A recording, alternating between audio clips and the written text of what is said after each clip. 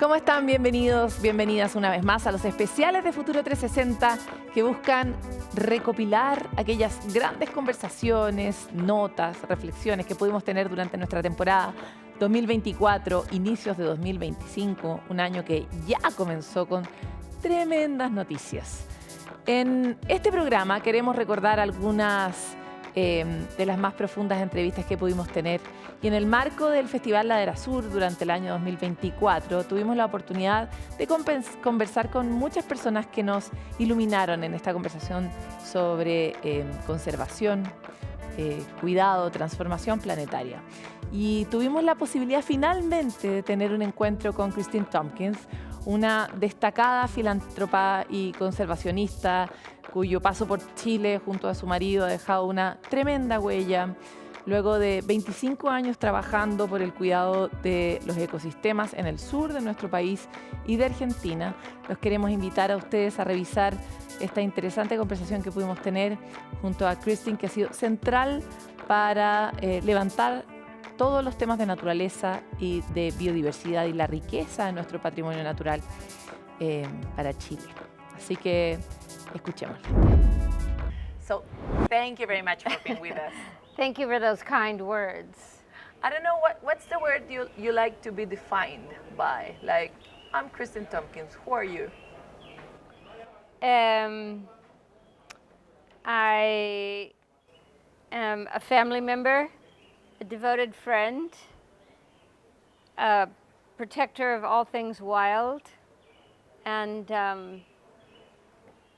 try to live with no fear. Oh, that's beautiful. And do you have a wild part that you are trying to protect of yourself?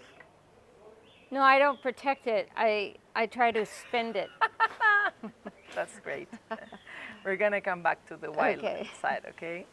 Really, we feel very honored to have you here in Futuro 360 because it's our love and obsession try to talk about nature and the real possibilities to take care of it. So your history, your work, it's been so important for Chile. And I would like to start trying to understand what's the place that Chile has in your heart, in your nature heart. Oh, I think it's very hard to separate my internal almost chest from Chile as a country. I didn't arrive here when I was young. I was 43 years old with my husband, Douglas Tompkins, and we lived a very extreme life in the extreme south of Chile. And I think that it's almost like putting your hand on fire. You know, you live in these extreme circumstances, and at first you're scared by them, you're shocked by them, and pretty soon you just mold yourself into that level of intensity. Could you explain us why was it so intense and so extreme? Because maybe somebody doesn't know this story, you know? Well, I think whether you arrived from Santiago or San Francisco or New York, when we arrived, Doug had bought a small farm, which is now part of, just outside of Pumaling Douglas Tompkins National Park. There is no road, no internet, no phones, no electricity, very intense weather, and we could leave. Doug was a bush pilot, so if the weather was good enough, we could go to Puerto Montt for groceries, but if it wasn't good enough, you stayed put. And the team members that were forming in the 1990s, the early 90s, everybody was moving around in the Fiordo Renue, Fiordo Comau, very intense water, everything was dramatic. So, but this is the... Hard to describe. Yeah, no, I can imagine it. And obviously, we try to think on nature, intensity, it has different shapes or ideas. It was the intensity of wildness and to be in that extreme place. But I know that you also have a very extreme experience with the people, because you weren't welcome in a very Chilean nice way, you know, because we say we are very good with foreign people, and finally you didn't have that experience. So how was it?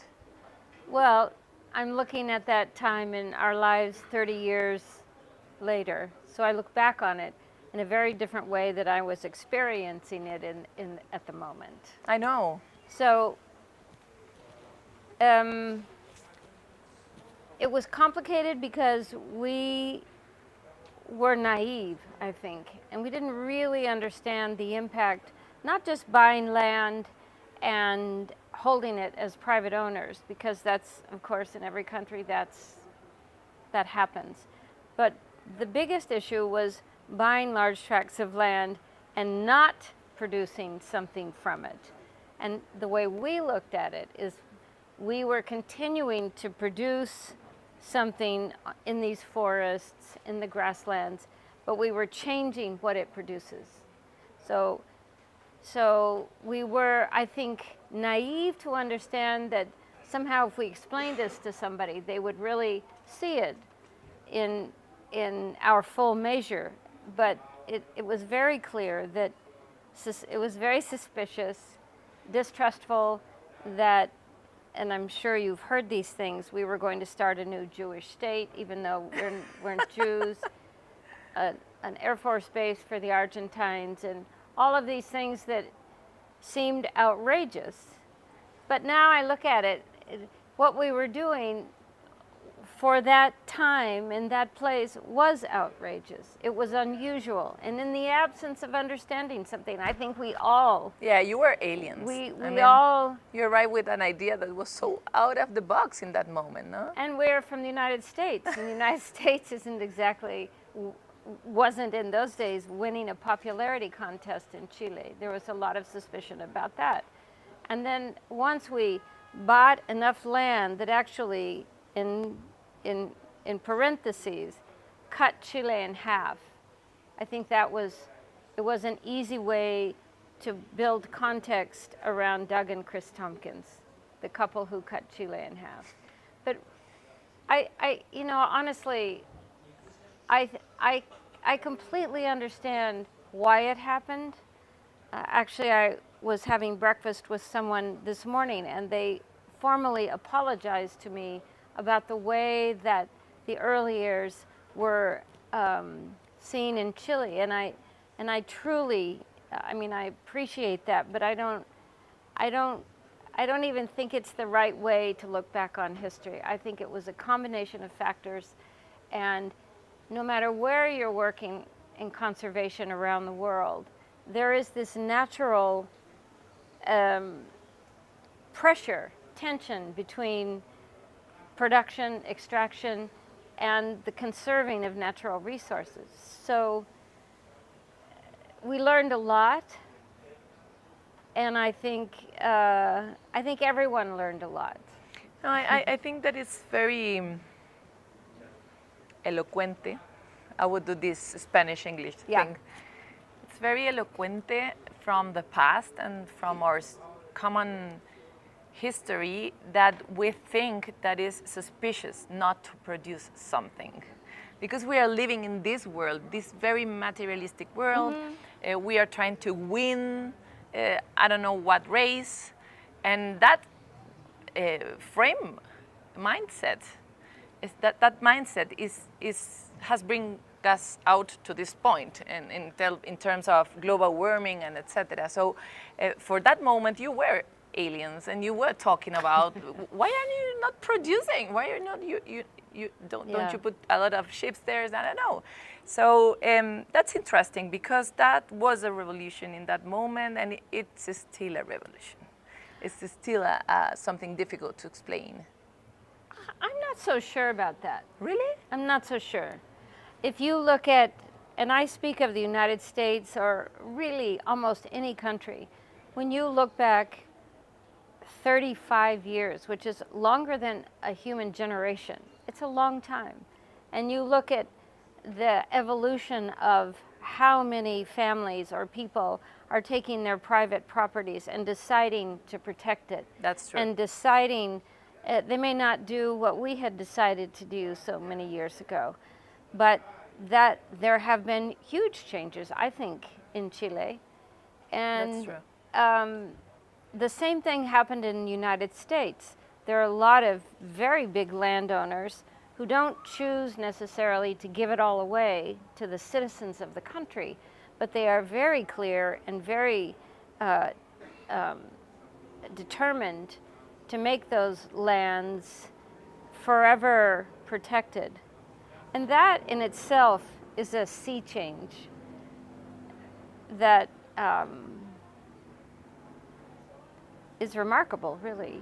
Yeah, yeah, that's true. I was thinking on, I mean, in Chile, here in this little spot of the world, we are having hard times to make the nature conversation to be in the mainstream. I think that 2 years ago or 3 years ago, or when the Yeah. COP25 iba a ocurrir en Chile, but didn't happen. That was easier. But right now we are talking about a lot about growing and what are we going to do to change Chilean face for the future, if we are going to be good enough. So nature is starting to be outside of the conversation. But we are living more than in any time before all the effects of not doing enough. So I would like to, I watch a lot of videos of you, and I saw one of those where you said, if the question is survival, and not just survival of nature, but also for human dignity, we all have to work together to take care of the world.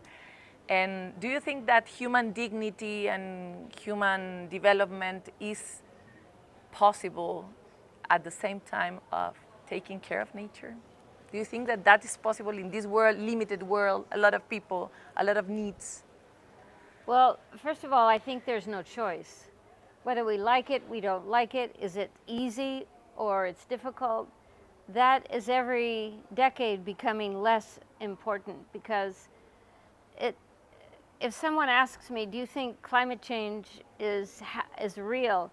Of course it's real. It's taking place around the world. There are hundreds of millions of people, not necessarily all having to move yet, but if you live in the South Sudan or the Southern Pacific Islands or so many places on Earth, this story is playing out.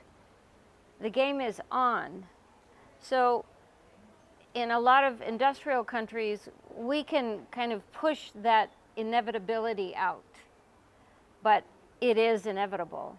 And this is why the question of immigration is so heated now, because the United States, of course, there was a general election recently in the United States, and this is going to have a shock, well, it already is having a shockwave through the world, because in the United States, we look at these people who have no choice but to move somewhere, whether they're from Mexico or Venezuela or Ethiopia. We call it immigration, but in fact, what's happening around the world is migration. And I've thought about this a lot lately, that we don't call it migration because we don't really want to worry why tens of millions of people have to be on the move. And they're the very people, as David Attenborough says, who have no say in the matter, and they're the very people who can't afford to actually get out of the way of all of this. So countries like Chile, the United States, we will feel the direct effects of that later than most countries will. But is it taking place? Of course. Can any country hide from the effects of the chaos of climate and the disruption of social fabrics and so on? No, no one is going to avoid this. And I want to say one more thing. I study the collapse of civilizations quite a bit over time. And one of the absolute constant circumstances that is woven through the ones at least that we know about is that common sense is always trumped by culture. So what we're trying to change everywhere is our culture, and that's the most difficult thing to change of all. So if we have common sense today, we would all be doing things differently. You and I would be, our families would be, but our culture is so fixed that the choice to let everything collapse is more palpable than actually forcing ourselves to change the way we live. Yeah, it's very difficult to change, and it's very difficult to stop doing the things as we did in the past. Yeah. And it's very difficult to say something about things that maybe we shouldn't do again. I mean, like, I don't know, should we be having salmon farms in our protected areas? I mean, maybe not. It's difficult, but that's difficult because it's also a question of human dignity, human development, and nature survival. So we are in this triangle, and I am surprised by your animo. You look happy and quiet and calm. And I would like to know, how do you live in this world with this news, with this climate change happening, and with this work that we are not doing still? Well, I get asked a lot if I'm optimistic. Are you? No.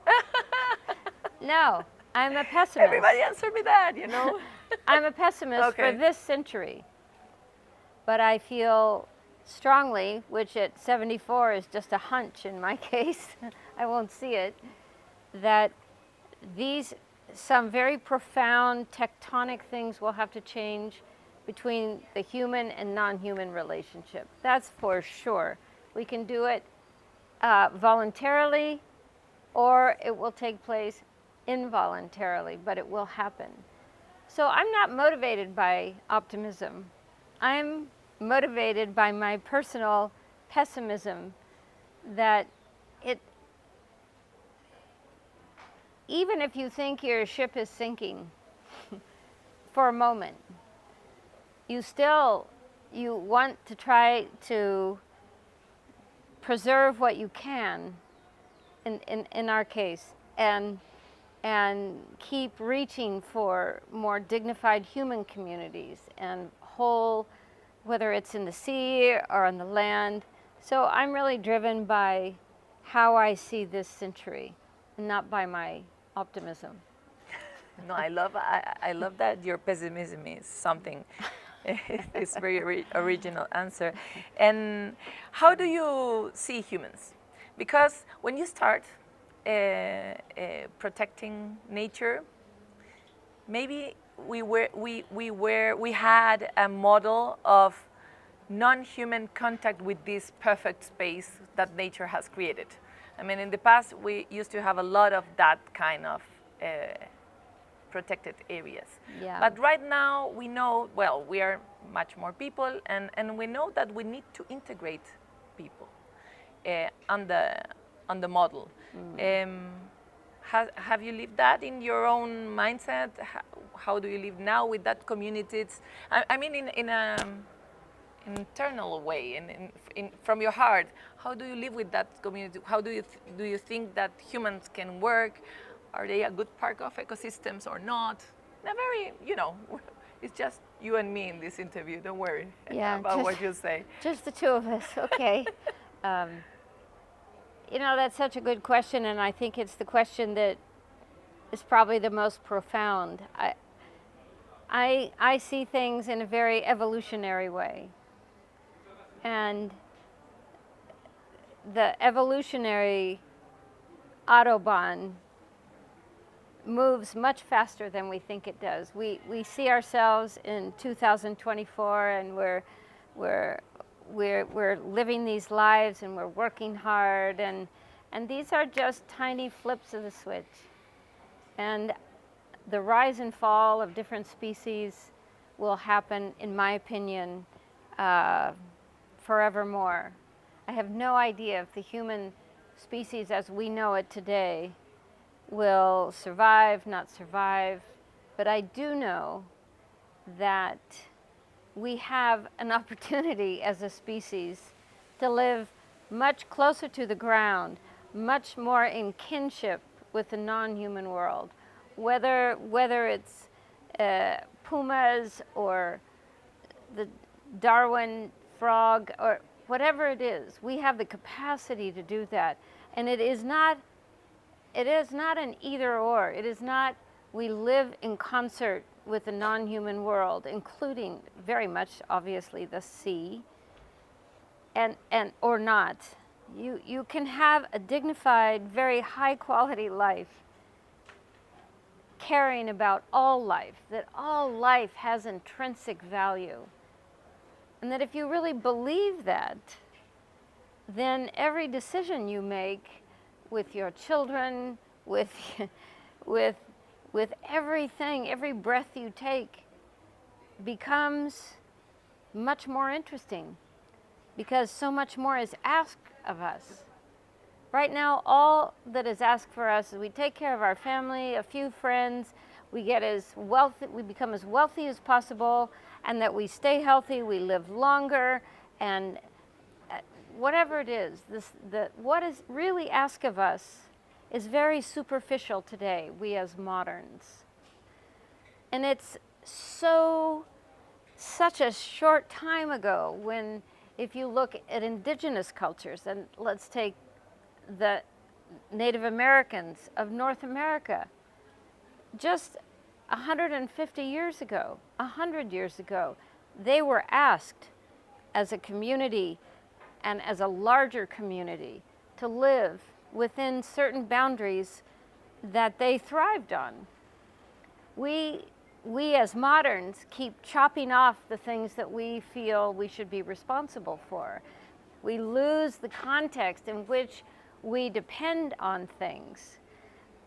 The sea, if people just talk about the oceans, life came from the oceans, and it's probably going to go back there at the rate we're going. So we have changed so much. We're a technological mind today. We moderns are so less skilled than even our great-grandparents. And the more shallow we imagine we can live, the greater our peril. That's how I see it. Okay. No, I love it. I share your point of view in so many sense. In fact, I was thinking, what is your non-human favorite being?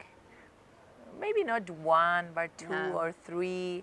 I don't know. What is amazing you now? Because I think I feel something similar with and in nature and for nature.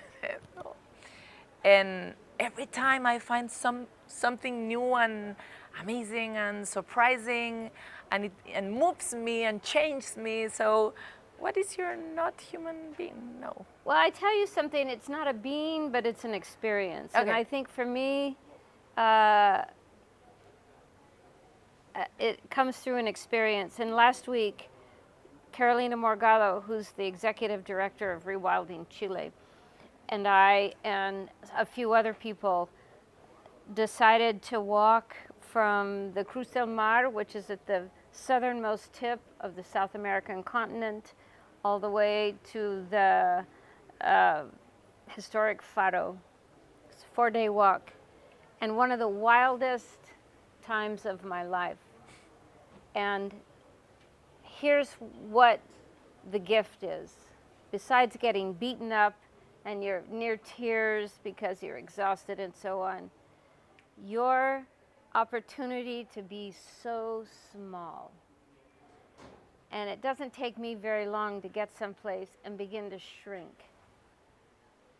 And this is where we are reminded so powerfully, sometimes really harshly, how tiny we are in the scheme of things. and that you can be famous, you can be rich, you can be all sorts of dramatic contemporary humans, and finally we are incredibly small. And that's where it gets really interesting, because in parts of that walk, it's not that any of us were going to drop dead. We may have felt like that from time to time, but that was never true. But it's one of those experiences where you have to watch your feet every step, because out there, if something happens to you, there's nobody coming for you necessarily. It would take quite a while.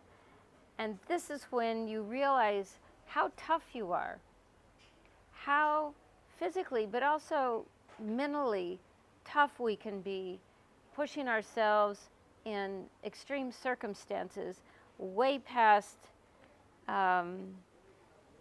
what we remember ourselves being capable of. And somehow, this is a long-winded answer to your question. I think I don't have favorite species. I have the deep understanding of my place on this planet. And if everybody had those kinds of experiences, they don't have to be as extreme as we tend to go, then you begin to realize we have lived in such a sheltered way and lost our way back. No, we have lost our way forward to defending not only ourselves and families and friends, but this sense of all life. What's your, in which part of your work nowadays you are trying to be tough, to remember that you have to defend that life on Earth?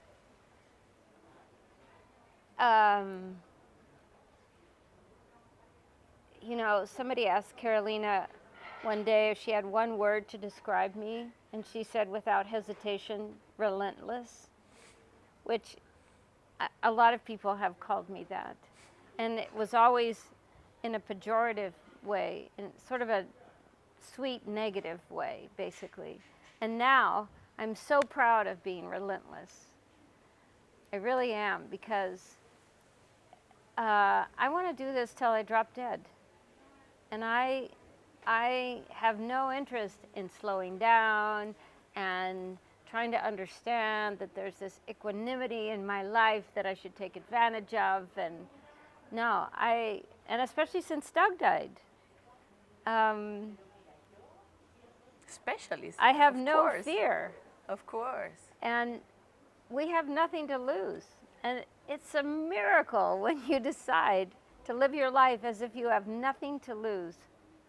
That is true freedom. And sometimes you make good decisions, sometimes you make lousy decisions. But fear of really anything is not a terrible hindrance. advisor. Is a terrible advisor. Yeah. Well, I have to end because everybody's telling me too many minutes. No, I know. No, but I'm super happy for this. So really thank you for your time. No, thank you, but guys. I really want to know one more thing, and is what's your wildest spot and how do you honor it? Oof. A little question. Maybe a lot of wild parts. I honor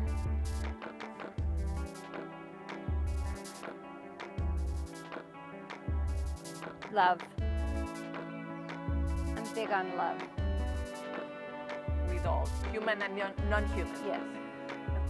I really believe that our best selves are generated out of a deep understanding of what it means to actually love something in its fully expressed manner. Thank you very much for this conversation, Chris. Thank you. Vamos a ir a una pausa en Futuro 360, pero ya volvemos con más.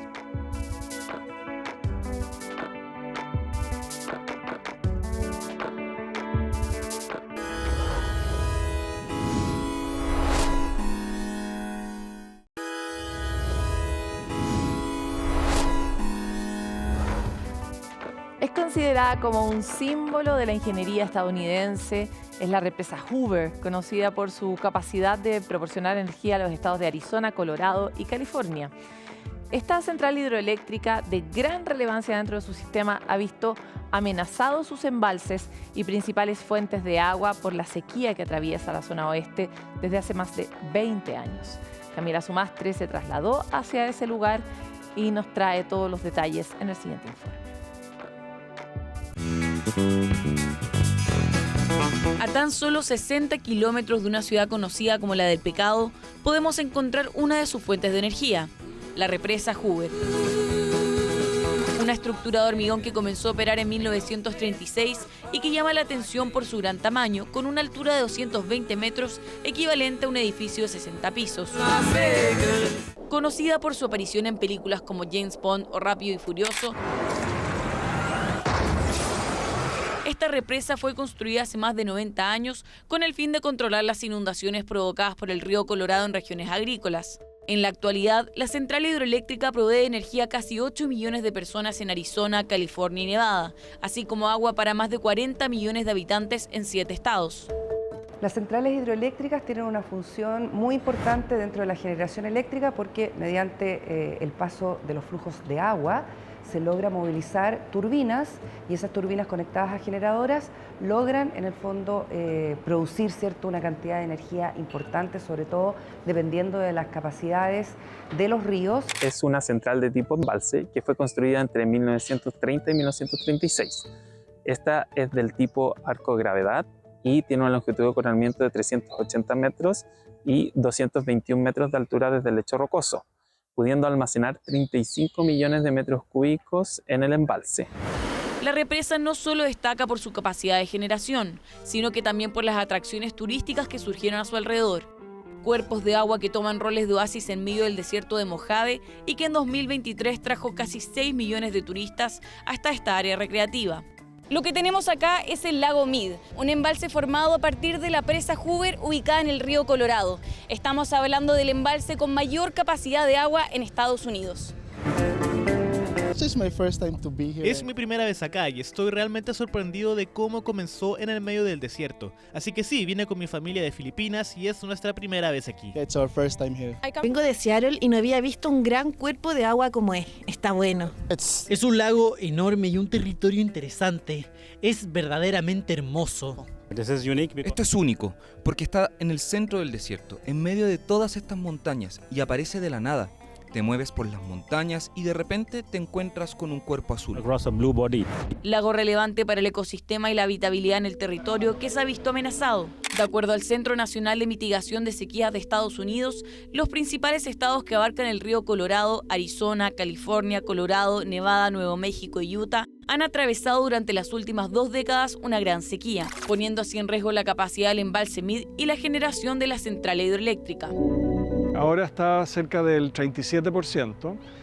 Los últimos 2 años se ha mantenido, se recuperó un poco y se ha mantenido en un nivel que todavía le permite operar, pero se espera que siga bajando si es que no se toman medidas. De otra manera, si baja alrededor de 50 pies más, ya dejaría de poder seguir generando electricidad. Una crisis debido a la sequía que está afectando prolongadamente la región de Arizona.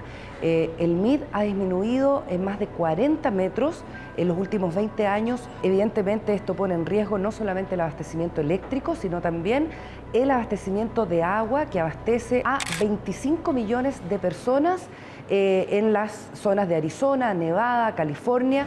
Sequía y altas temperaturas que han llevado a que las autoridades tomen medidas para mantener el suministro del torrente de 2.334 kilómetros. Es así como el gobierno americano anunció nuevos recortes de agua para Arizona, Nevada, México para 2025, registrando un 18, 7 y 5% menos del recurso natural. Situación relacionada a la crisis climática que preocupa a los expertos y habitantes.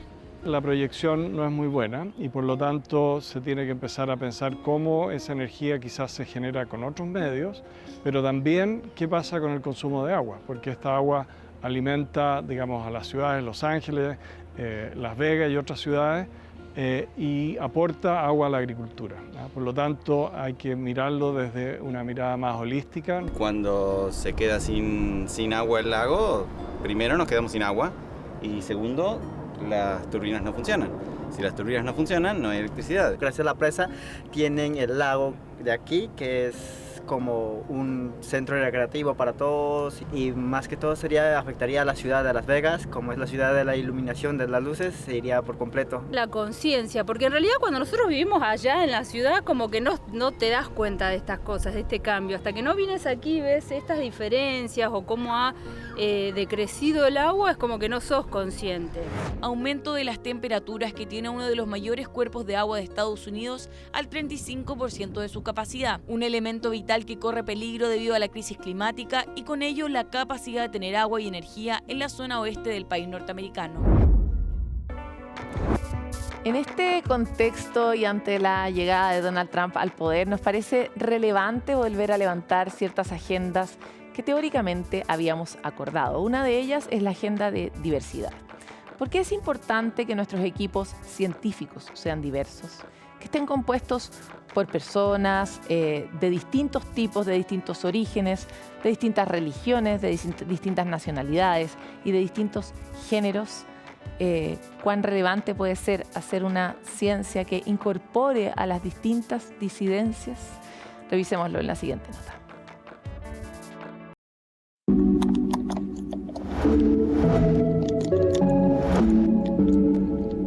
Hola, mi nombre es Rodolfo. Yo soy Gabriela Ragada Bruno. Soy Tevi Ardiles. Hello, I am Dr. Alfredo Carpinetti. Soy académico e investigador en la Universidad de Chile. Soy investigadora y trabajo en temas de sesgos algorítmicos en inteligencia artificial. Y me dedico a enfletar la educación científica.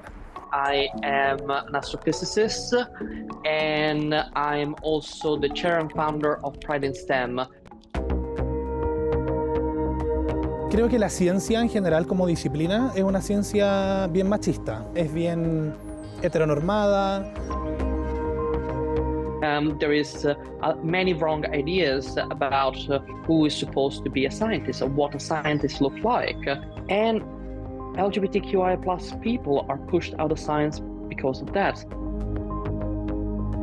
Las distintas estructuras sociales todavía tienen la manera de comprender a las personas desde una lógica heteronormada. Yo creo que una de las grandes cosas que uno se da cuenta primero es la falta de representación y la falta de contexto hablado respecto a posturas científicas asociadas a estas diversidades. Pues no recuerdo en la universidad haber leído nada relacionado ni con diversidad sexual. Oye, pero este tema de investigación en realidad no es importante, esto no es relevante, como por qué investigaría eso, si eso no es un problema. Everyone deserves to have a positive work experience, and organizations that don't invest in that, they are literally signing up for their own demise and extinction. En realidad, hacer buena ciencia, nos enseñan los feminismos de la ciencia, es que implica inclusión. Todos nuestros conocimientos son conocimientos situados, es decir, están en un contexto, viven en nuestra vida, en nuestra corporalidad. Cuando pensamos en el investigar, para mí es como el ejercicio de develar lo que está oculto y de preguntarse por aquello que entendemos como lo normal. Oye, pero este tema sí es importante porque no está investigado. Significa que para ti no es un problema. Para poder servir a la sociedad tenemos que saber quién compone esa sociedad, sus dinámicas, sus miedos, sus aprensiones, sus necesidades específicas. Tiene que ver con un afán de educar también y cómo eso debería constituirse como un valor centrado en la diversidad, ¿no? Que sea como un eje rector en el fondo. Cuando nosotros hablamos de enfletar la biología o enfletar la educación científica, a lo que nos referimos es a cuestionar las categorías de normalidad, las categorías de naturalidad. A lot of people don't understand why it's important to preface with I'm a queer scientist, but there are kids out there that don't think that they can be in science because they're queer. Entonces muchas veces cuando hablamos de la comunidad científica, que efectivamente sea eso, que no sea una serie de expertos que están en sus laboratorios cada uno investigando algo, sino que seamos personas, que somos investigadores, que convivimos, que nos relacionamos y que estamos poniendo nuestro conocimiento al servicio de la sociedad.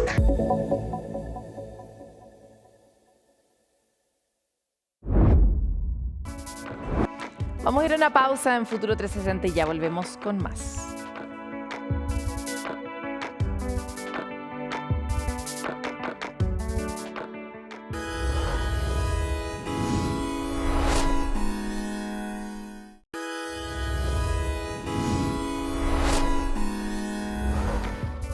La crisis climática tiene distintos impactos, sigue avanzando y sus efectos se tornan cada vez más evidentes y logran fragilizar todos los ecosistemas de nuestro planeta, incluso aquellos que creemos que son prístinos, están intactos.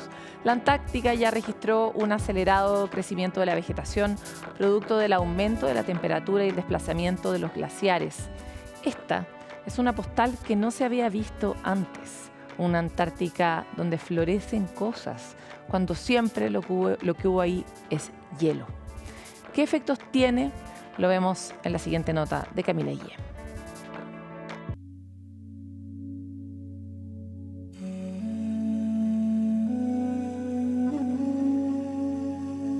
Antes veíamos así como pequeños spots verdecitos por ahí, por acá, ahora ya son extensiones mayores.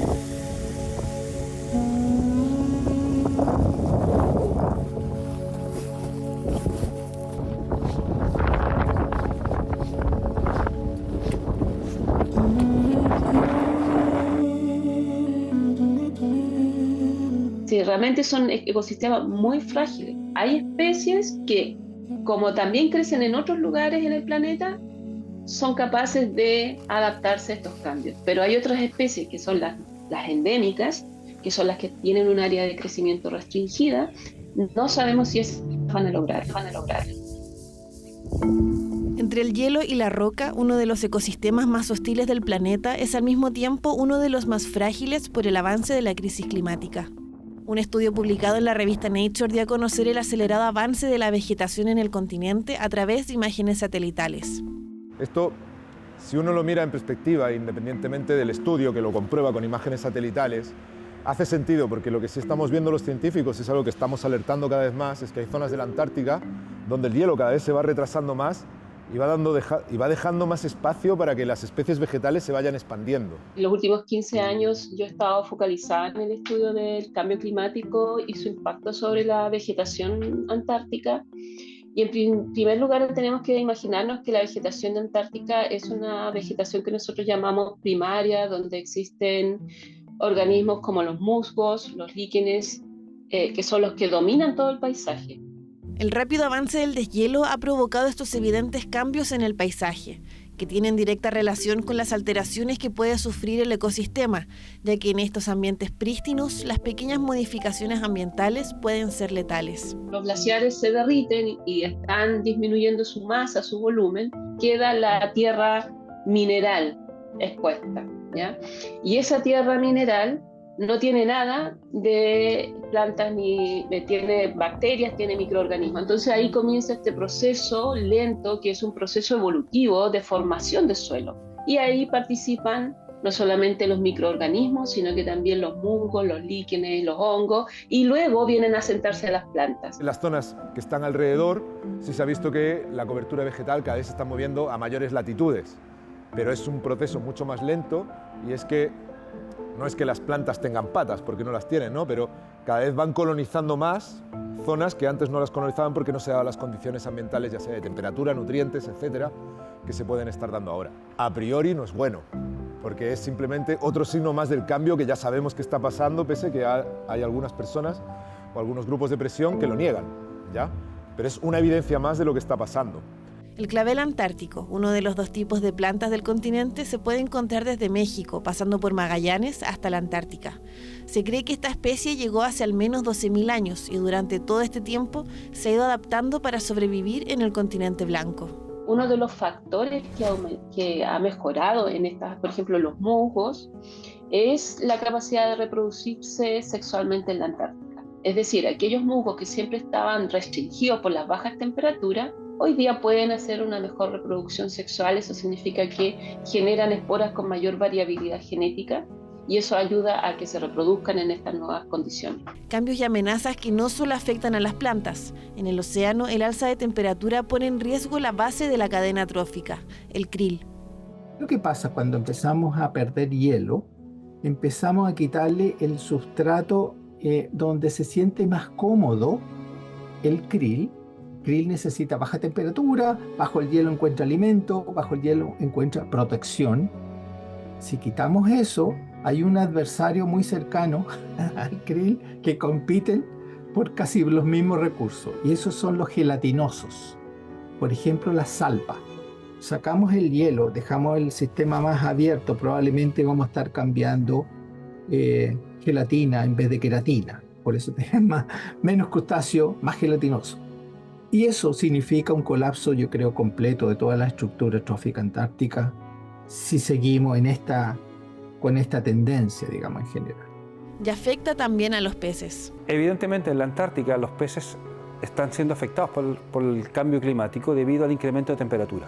Los peces antárticos durante millones de años han estado en un ambiente estable de bajas temperaturas y estos incrementos térmicos van a producir, por ejemplo, respuestas asociadas al estrés y cambios endocrinos, también en la alimentación y potencialmente la reproducción de estos. Es el acelerado cambio en el paisaje y biodiversidad antártica producto de la crisis climática.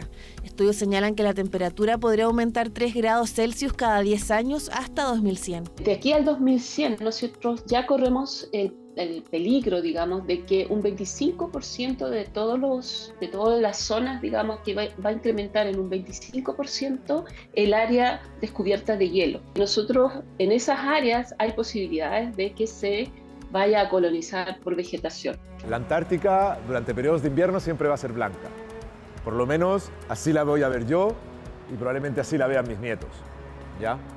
Pero sí va a llegar un momento, ya no solo por cambio climático, sino por la propia dinámica de cómo se mueven los ecosistemas, en el que se podría dar un proceso en el que eventualmente la Antártica volviera a ser, por ejemplo, una selva tropical como fue hace millones de años. La Antártica funciona como refrigerador del planeta. Es la reserva de agua dulce más grande. Funciona también como reflectante de rayos UV. Y el océano que rodea el hielo antártico es un verdadero sumidero de dióxido de carbono. Una realidad alarmante por la que es urgente llevar a cabo las acciones necesarias para su conservación.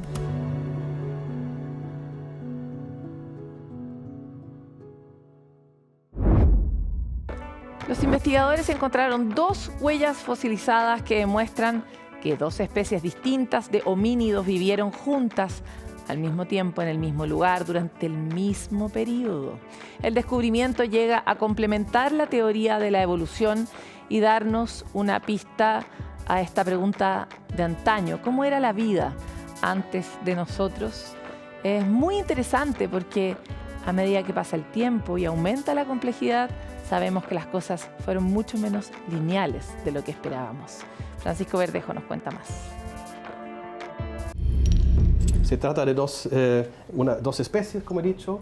Una se llama Homo erectus, que parece mucho a nosotros, ¿ya? Y por el otro lado tenemos Paranthropus boisei, una especie muy robusta aquí con una cresta sagittal, con dientes muy grandes y son muy distintos. Homo erectus y Paranthropus boisei, 2 especies distintas, de linajes distintos, pero que vivieron en la Tierra juntos hace 1,5 millones de años, algo que la ciencia suponía, pero que no podía confirmar. Hoy podemos decir con certeza que fue así, gracias al hallazgo de estas 2 huellas fosilizadas encontradas en las cercanías del lago Turkana, en Kenia. Y aquí, mediante estas huellas, que son distintas en su forma, su apariencia, tenemos una evidencia que al mismo tiempo, mismo lugar, en esta orilla de este lago, hace 1,5 millones de años atrás, vivían juntos. Rastros que, al ser datados por investigadores estadounidenses, dieron con que cada huella ocurrió con horas o tan solo días de distancia, un hito en la ciencia y en el estudio de la evolución. Y ahora por primera vez tú tienes evidencia que estaría apuntando a que están en los mismos momentos habitando. Pasa uno y luego pasa el otro. ¿Qué quiere decir eso? que están habitando simpátricamente, que quiere decir que están habitando el mismo territorio y que posiblemente no están compitiendo por los recursos, sino que están teniendo una coexistencia, cada uno ocupado de lo suyo. Sabemos que alrededor de hace 2 millones de años atrás aparecen las primeras evoluciones, estas son las teorías por lo menos más aceptadas, donde se producen alguna evolución en el físico de esta suerte de primates, y eso empieza a conformar un ser nuevo que a su vez empieza a convivir con otros que están más o menos evolucionados. Homo erectus evolucionó hace al menos 2 millones de años atrás. Caminaba erguido en sus 2 pies, se cubría con pieles de animales, fabricaba herramientas de piedra y hasta cocía sus alimentos al dominar el fuego. Esta especie es parte del linaje evolutivo del ser humano. Homo erectus es la primera especie Homo que creemos que sale de África y por lo tanto coloniza gran parte del planeta, no todo, pero gran parte, y por lo tanto debe haber tenido un grado de adaptabilidad mucho mayor. Por otra parte, Paranthropus boisei llegó a nuestra Tierra hace 2,5 millones de años atrás. Contaba con un cerebro más pequeño y se alimentaba de semillas y raíces duras. Sus restos solo han sido encontrados en África y se presume que se extinguió hace 1 millón de años. Paranthropus nunca salió de África. ¿Ya? Esto es lo que sabemos, y además de esto creemos Paranthropus era como un linaje aparte, con básicamente sin fin. No hayan tenido el éxito o la necesidad de existir y por tanto esta especie no se adapta correctamente al nuevo ambiente y termina por desaparecer como especie. Estas huellas llegan a complementar lo que sabemos de la evolución. Por un lado, confirma que este es un proceso ramificado que ocurre de muchas formas simultáneas, con un engranaje complejo que aún estamos tratando de descifrar. Tienes que pensar que la evolución humana es como un gran rompecabezas donde en realidad nos faltan más de la mitad de las piezas y poco a poco los especialistas estamos tratando de encontrar esas piezas. Esta es una nueva pieza que encaja muy bien en lo que estábamos armando. Pero al mismo tiempo hay que ser cautos a la hora de plantear teorías absolutamente nuevas. Todavía nos falta mucho por investigar y eso es clave para entender que estamos todavía aprendiendo de dónde viene el hombre, hacia dónde va. Al mismo tiempo aporta nuevas preguntas sobre cómo era el modo de vida de estos seres en las orillas del lago Turkana en Kenia, cómo convivían entre ellos, qué tipo de interacciones tenían, qué técnicas de supervivencia aplicaban. Podemos preguntarnos por qué estuvieron allá, por qué llegaron a este lago. Dos especies, dos homínidos distintos en este lugar. Y quizás, ¿qué estaban haciendo? Quizás vivían ahí cerca de este lago, quizás también tomaron, no sé, buscaron como alimentos allá. Compartían un mismo ambiente, compartían un mismo territorio. Y eso nos abre una puerta súper interesante para poder comprender cuáles eran las relaciones entre los animales, entre diferentes especies de animales, porque también hay una especie de ave que está representada en las pisadas. Un interesante hallazgo que sirve como pista para responder una de las preguntas más complejas de nuestra existencia: ¿de dónde venimos?